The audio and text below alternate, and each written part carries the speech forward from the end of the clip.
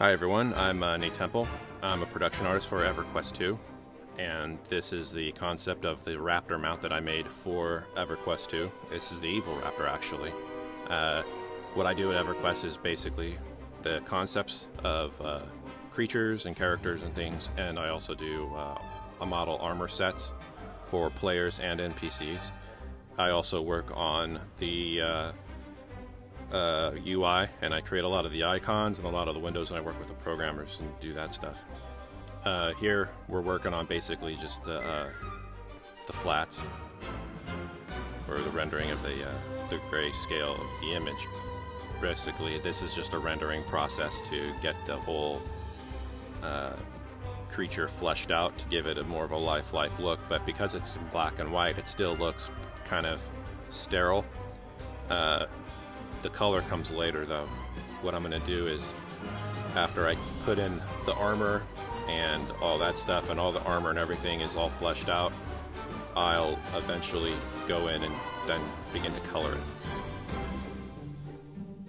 The armor was several iterations. This is the final version that you're seeing that I'm sketching in, but before I'd gone through and sketched a whole bunch of different other types, and this is the type I felt that was more aggressive looking, felt it conveyed the best parts of like an evil creature that would wear armor that would denote its personality too, with a lot of the sharp edges and things like that. And so that's why I went with this kind of design.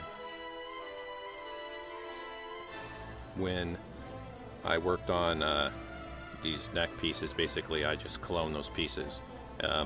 It's good in a production environment when you don't have a whole lot of time to do a lot of things, and so you basically get a lot of pieces for free for the time it only takes you to do one, and that's a really good production trick.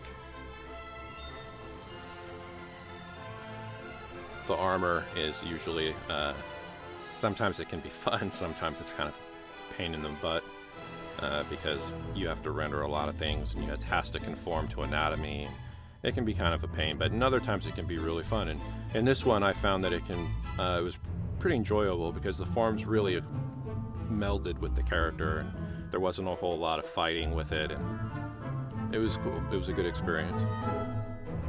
With broad shapes like the top of the helmet and stuff like I'm working on in there, you want to really put in like designs or something, holes, whatever have you, that will help give more variety and more complexity to the armor. Because if you just have big broad shapes, the armor can, while it looks interesting, it's not interesting enough, because there's those broad shapes are a canvas in and of themselves, and you can put designs in, you can put in more detail, you can put like filigree in, or a lot of things. And so keep that in mind when you're working on stuff like this.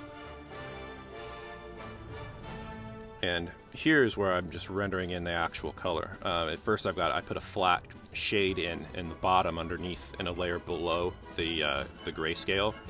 And I put the grayscale on multiply, and it gives you this kind of variety and value, but it's not really lifelike yet. So what I do is I'd make another layer above all of those layers, and then I actually start painting in the actual palette, where you get a lot of the hot tones and the cool tones and complementary colors, and you really are basically trying to harmonize the image into something that looks appealing and looks interesting. And here you can see that it's got infinitely more life to it than it did when it was just black and white. Here's some more cloning I did with the backpack. I took this, actually it's more of a satchel, but I took this bag, and when I was done rendering it, I copied it there just like that. And so it takes up more space because that hip plate of armor was really broad. It had a lot of open space on it, and like an empty canvas, it needed something there to cover it. And here I'm just painting in just some, archaic runes and things that makes it look very magical. Or maybe it's just, I don't know, bad language to taunt their enemies. Who knows? I just put it there to make it look interesting and to kind of give the creature a little bit more attitude. And it also fills up those big broad spaces on the armor.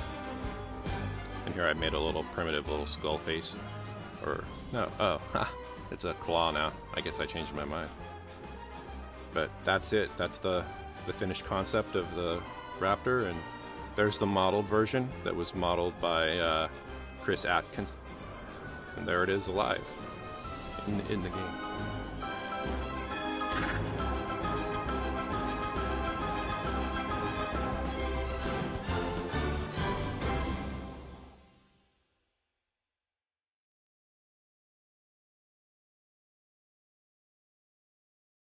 Sony.